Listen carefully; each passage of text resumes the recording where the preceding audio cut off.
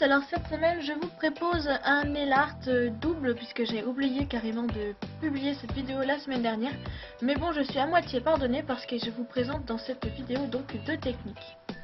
Donc la première consiste pour les personnes qui ont un peu plus de matériel chez soi. Donc j'ai posé donc sur mon ongle une base et ensuite j'ai mis un vernis semi-permanent que j'ai ensuite dégraissé. Donc si vous avez bien regardé, vous voyez bien la démarcation de la couleur. Qui est un peu moins intense. Et donc ensuite j'ai mis un vernis tout simple, un peu nacré comme ça, et vous allez voir pourquoi. Donc ensuite j'ai mis quelques boules de gel de construction. Donc en fait il faut qu'ils soient pas trop durs parce que sinon vous n'aurez pas de jolis dômes.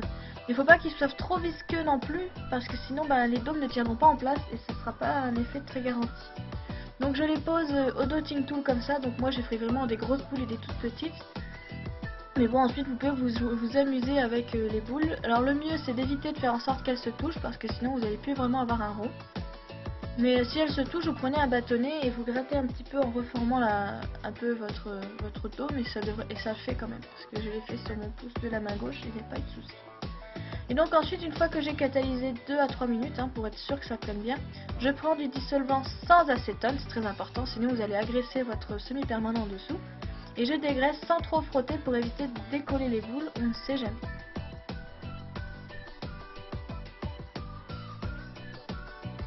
Donc j'ai fait cette déco sur mon pouce, l'index et l'auriculaire.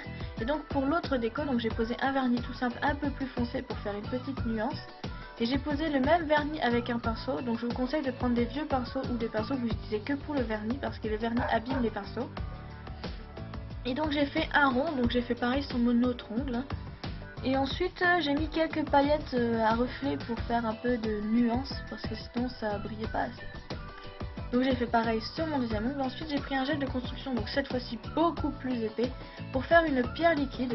Donc en fait vous allez obtenir à peu près le même résultat que sur les autres ongles, donc la technique précédente. Mais c'est un peu plus compliqué à faire parce qu'il faut vraiment avoir un bon dôme.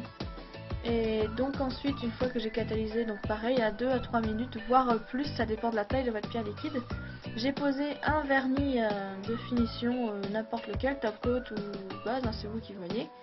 Et j'ai collé quelques paillettes comme ça, donc j'en ai mis un peu partout. Donc en fait vous obtenez à peu près le même résultat, que ce soit, ça fait toujours des boules. Donc en fait j'ai voulu vraiment vous faire un nail art que les personnes un peu plus dégourdies pourront faire, et pour les personnes un peu moins dégourdies aussi. Donc je vous conseille pour vous les paillettes qui font un très joli résultat, je dois l'admettre, très brillant. Donc voilà, cette vidéo se termine, j'espère que ça vous aurait plu et que vous me pardonnerez ce manque de sérieux pour ne pas l'avoir publié la semaine dernière, pardon. Et donc je vous dis à la semaine prochaine pour peut-être un one stroke ou de l'aquarelle.